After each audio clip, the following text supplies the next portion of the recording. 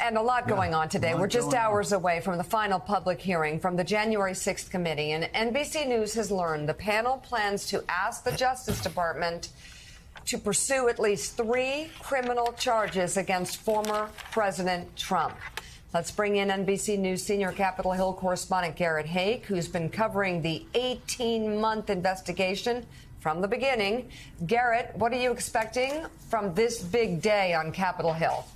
Mika, it's hard to believe it's been almost 2 years since the attack on the Capitol itself. And today's the day. Today is it. The January 6th committee's last chance to make their case in public about who they think is responsible for this attack. And they intend to lay accountability at the feet of former President Trump. We now know that they intend to recommend criminal charges for him on at least 3 separate counts. The first time ever a former president has been referred to the Department of Justice. The January 6th committee will vote today to recommend federal criminal charges against former President Donald Trump for his role in inciting the attack on the Capitol. The committee will make a final public presentation this afternoon, where they'll vote to adopt the report they've spent 18 months compiling and plan to announce referrals to the Justice Department for crimes including obstruction of an official proceeding, conspiracy to defraud the United States, and inciting an insurrection. This is someone who tried to interfere with a joint session, even inciting a mob to attack the Capitol. If that's not criminal, then I don't know what is. Committee members huddling over the weekend to finalize their plans, including referring members of Congress who defied subpoenas to the House Ethics Committee. We've been very, very careful in crafting these recommendations and tethering them to the facts that we've uncovered.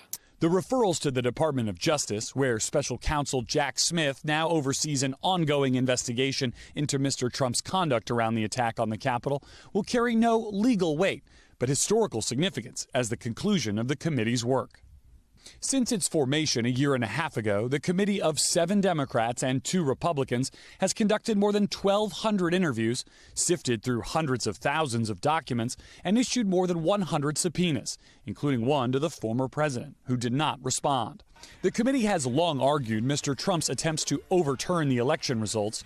We fight like hell, and if you don't fight like hell, you're not going to have a country anymore. And his directing of a mob of supporters at the Capitol on January 6th amounted to an attempted coup. Mr. Trump on social media on Sunday attacking the committee as, quote, corrupt cowards who hate our country.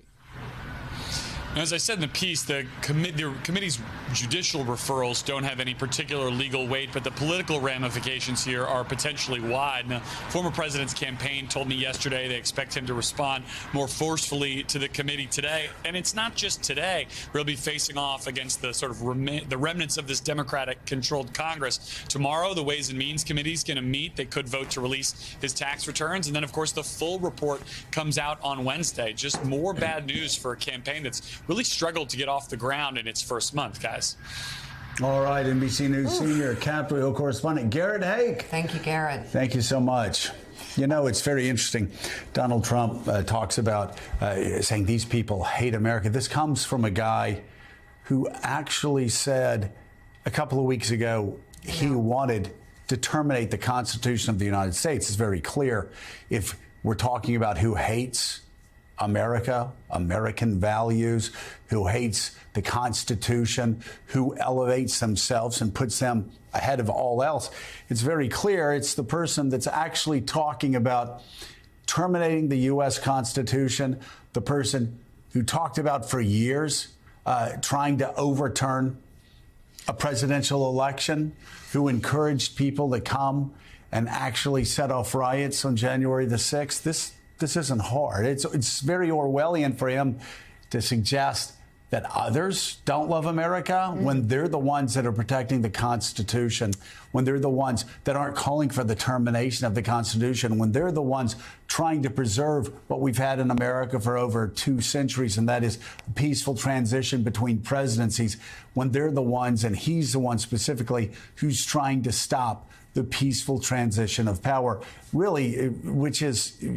really just at the end of the day is what makes this constitutional republic what it is. It may not when be people who perfect, lose elections, like, by the way, Republicans did this year, other than Kerry Lake, Republicans did this year. They did. People lose elections and are graceful and understand it's about something bigger than them. And they go ahead and congratulate the person that beat them. What makes America great. That's what allows our democracy, our constitutional republic, to continue.